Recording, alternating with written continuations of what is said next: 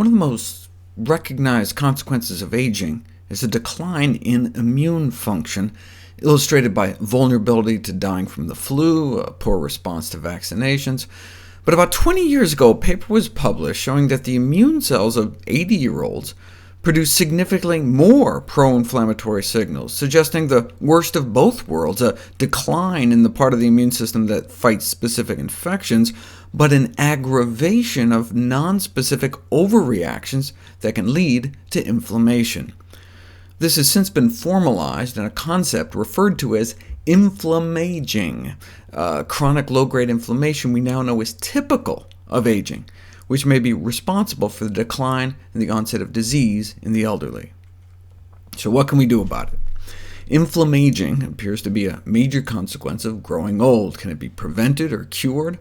The key to successful aging and longevity may be to decrease chronic inflammation without compromising an acute response when exposed to pathogens.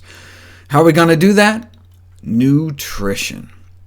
What we eat is probably the most powerful and pliable tool that we have to attain a chronic and systemic modulation of the aging process.